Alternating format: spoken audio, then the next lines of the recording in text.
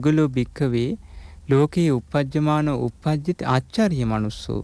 මහණෙනි, කලාතුරකින් මේ ලෝකෙට අසිරිමත් මනුස්ස රත්නයක් පහළ වෙනවා. කතමෝ ඒක පුද්ගලෝ. කවුද කලාතුරකින් පහළ වෙන ආශ්චර්යමත් මනුස්ස රත්නේ? තථාගතෝ අරහං සම්මා සම්බුද්ධෝ. ඒ තමයි තථාගත අරහත් සම්මා සම්බුදුරජාණන් වහන්සේ. එතකොට බලන්න අපගේ භාග්‍යවත් අරහත් ගෞතම නම් වූ සම්මා සම්බුදුරජාණන් වහන්සේ මේ ලෝකෙට පහළ වෙච්ච ආශ්චර්යමත්ම මනුස්ස රත්නේ, තුන් ලෝකෙම අසිරිමත්ම මනුස්ස රත්නේ.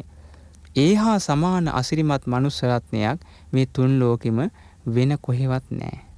ඒහා සමාන අසහාය මුනිවරයෙක් මේ ලෝකේ කොහෙවත්ම නැහැ.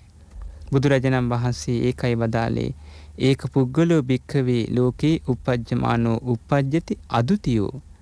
මහන්නේ, මේ ලෝකෙට කලාතුරකින් එකම එක උත්තමෙක් උපදිනවා, අද්විතීයයි.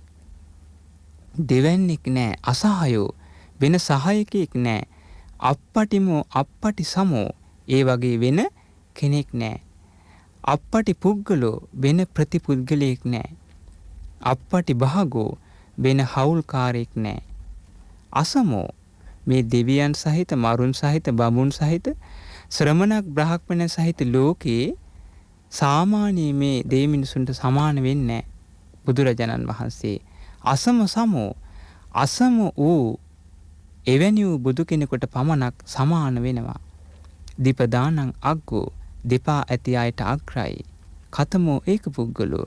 මහණෙනි, කවුද එකම එක පුද්ගලයා? තථාගතෝ අරහං සම්මා සම්බුද්ධෝ. ඒ වනාහි තථාගත අරහත් සම්මා සම්බුදුරජාණන් වහන්සේ. මොනතරම් ආශ්චර්යද බලන්න. කොයිතරම් අසිරිමත්ද බුදු කෙනෙක් කියන්නේ. සිහිපත් කරගන්න, පහන් සිතින් සරණ යන්න. බුදුරජාණන් වහන්සේ වනාහි තුන් ලෝකේ අසහාය අසිරිමත් උත්තමයා. ඒ භාග්‍යතුන් වහන්සේ සම්මා සම්බුදු බව ලබන මොහොතේදී භාග්‍යතුන් වහන්සේට පිහිටියා පින්වත්නි දස තථාගත බල. බුදු කෙනෙකුටම ආවේනික වූ සුවිශේෂී වූ බල 10ක් අපගේ බුදුරජාණන් වහන්සේට පිහිටියා. ඒවට කියනවා දස තථාගත බල. එතකොට බුදුරජාණන් වහන්සේ මේ දස තථාගත බල මත පිහිටලයි මේ ලෝකෙට ධර්මයේ දේශනා කරන්නේ. සිව් විසරද ඥාන මත පිහිටලා විසරද ඥාන 4ක් උන්වහන්සේ උපදවා ගත්තා. ඒ විසරද ඥාන මත, විසරද ඥාන 4 මත පිහිටලා උන්වහන්සේ ධර්ම චක්‍රේ ප්‍රවර්තනය කරන්නේ. හරි අසිරිමත් මේ දස තථාගත බල බුදු කෙනෙකුටම ආවේනික වූ සුවිශේෂී වූ ආශ්චර්ය වූ අසිරිමත් දස තථාගත බල අපි ශ්‍රවණය කරන්න අද බලාපොරොත්තු වෙනවා. කාල වේලාව අනුව අපිට යම් ප්‍රමාණයකට හෝ දස තථාගත බල අපි ඉගෙන ගන්න හැකියාව ලැබෙනවා. ඉතින් අපිට පුදුමාකාර පැහැදීමක් ඇති වෙන්න ඕනි. මේ වගේ උත්තමයෙක් නම් තුන් ලෝකේ නෑ. මේ වගේ අසිරිමත් දස තථාගත බලයන්ගෙන් සමන්විත වෙච්ච උත්තමයෙක් කිසිම ලෝකෙක නැත. ඒ තරම් ආශ්චර්යයි අපගේ බුදුරජාණන් වහන්සේ. බලන්න භාග්‍යතුන් වහන්සේ දේශනා කරා, සීහෝ භික්ඛවේ මිගරාජා සායන්න සමයං ආසයා නික්කමති. මහණෙනි, මිගරාජ සිංහරාජයා හවස් කාලේ වාසස්ථානෙන් එළියට යනවා. ආසයා නික්කමිත්වා විජමබති. වාසස්ථානෙන් එළියට ඇවිල්ලා මේ සිංහරාජයා හොඳට කේසර සලනවා කියනවා. හොඳට කේසර සලලා සමන්තා චතුද්දිසං අනුවිලෝකේති. හොඳට හාත්පස සිව් දිසාව විපරම් කරලා බලනවා. හාත්පස සිව් දිසාව හොඳට විපරම් කරලා බලලා තික්කන්තු සීහනාදන් නදති. තුන් පාරක් සිංහනාද කරනවා. තුන් පාරක් සිංහනාද කරලා ගෝචරාය පක්කමති. ගොදුරු හොයාගෙන යනවා. ඒ ගොදුරු හොයාගෙන යනවා. භාග්‍යතුන් වහන්සේ දේශනා කරනවා, ඒ සිංහ රාජයා සිංහනාද පවත්වලා ඒ ගොදුරු හොයාගෙන පිටත් වෙලා යන්නේ. කොයිතරම් ආශ්චර්යද බලන්න. එතකොට මේ සිංහ රාජයාගේ වැඩපිළිවෙල බුදුරජාණන් වහන්සේ දේශනා කරන්නේ. මේ සිංහ රාජයා හිතනවා කියනවා මේ විසමගත නැත්තම් විසම මාර්ගයේ මේ කුඩා ප්‍රාණීන්ට හිංසාවක් නොවේවා කියලා අදහසින් කියනවා යන්නේ. ඕන්න බලන්න. එතකොට මේ මිගරාජ සිංහරාජයා මෙන්න මේ විදිහට ගොදුරු හොයාගෙන යනවා. සීහෝතිකෝ භික්කවේ තථාගතස්සේතං අදිවචනං අරහතෝ සම්මා සම්බුද්දස්ස. මිගරාජ සිංහරාජයා කියලා කියන්නේ තථාගත බුදුරජාණන් වහන්සේට කියන අදිවචනයක්. අපගේ භාග්‍යතුන් වහන්සේට ආමන්ත්‍රණය කරන එක්තරා වචනයක් මිගරාජ සිංහරාජයා. සිංහරාජ වූ උත්තමයන් වහන්සේ නමින් ආමන්ත්‍රණය කරනවා බුදුරජාණන් වහන්සේට. යංකෝ භික්කවේ තථාගතෝ පරිසාය ධම්මං දේසේති. භාග්‍යතුන් වහන්සේ යම් පිරිසකට ධර්මයේ දේශනා කරයිද ඉදමස්ස හෝති සිංහනාදස්මින්. ඒක සිංහනාදේ කියනවා. භාග්‍යතුන් වහන්සේ යම් පිරිසකට ධර්මයේ දේශනා කරයිද මේක තමයි සිංහනාදේ. පරම චතුරාරි සත්‍ය ධර්මයේ දේශනා කරයිද මේ ලෝකෙට ඒ වනාහි අසිරිමත් සිංහනාදේ. කවුද මේ සිංහනාද පවත්වන්නේ? සිංහරාජ වූ තථාගත අරහත් සම්මා සම්බුදුරජාණන් වහන්සේ. මොනතරම් ආශ්චර්යද බලන්න.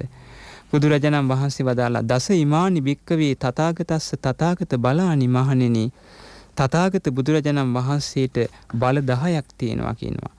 යේහි බලේහි සමන්නාගතෝ තථාගතෝ ආසබන්ඨානම් පටිජානාති.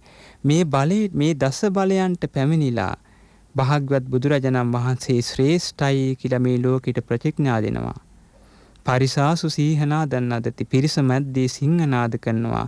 බ්‍රහ්ම චක්කම් පවත්තේති. අනුත්තර ධර්ම චක්‍රයේ මේ ලෝකෙට දේශනා කරනවා.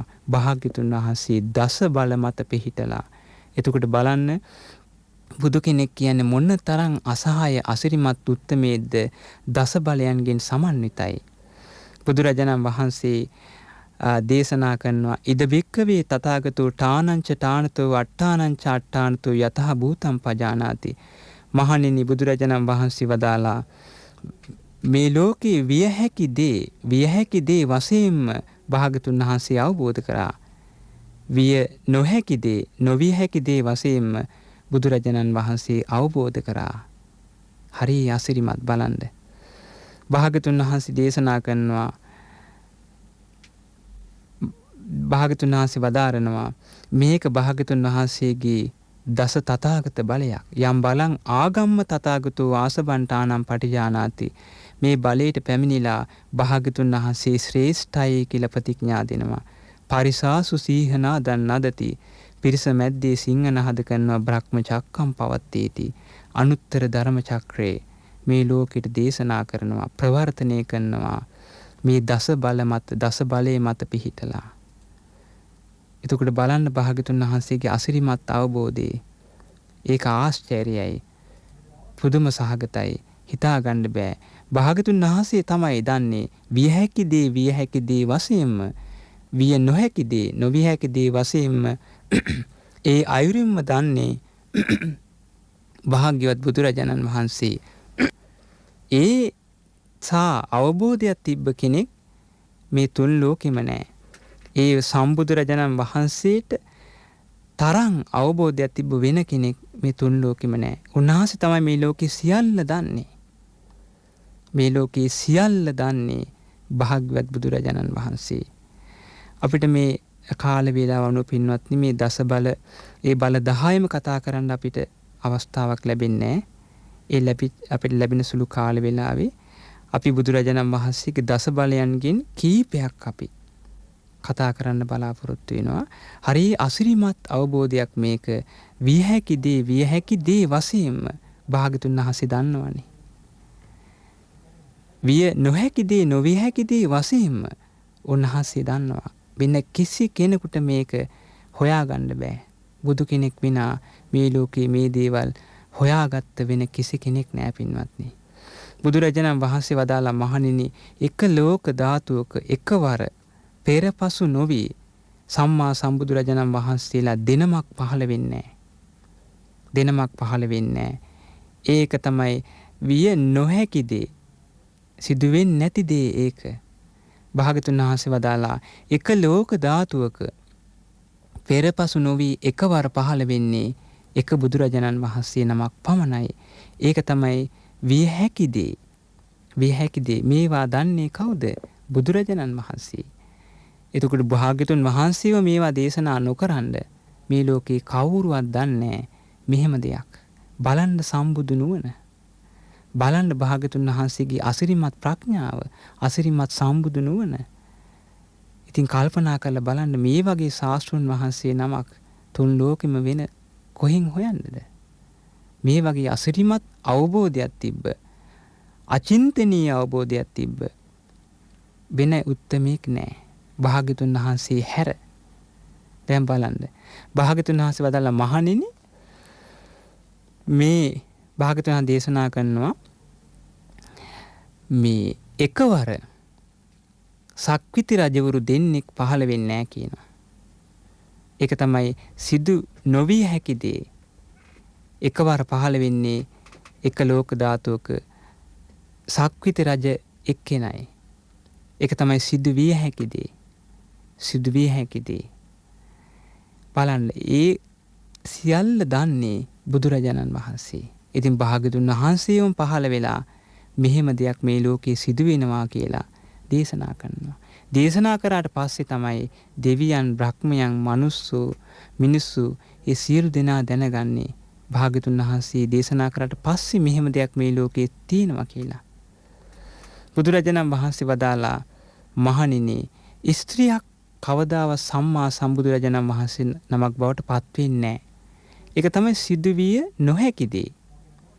බුදුරජාණන් වහන්සේ වදාලා සම්මා සම්බුදුරජාණන් වහන්සේ නමක් බවට පත් වෙන්නේ පුරුෂයෙක්. ඒක තමයි සිදු විය හැකි දේ.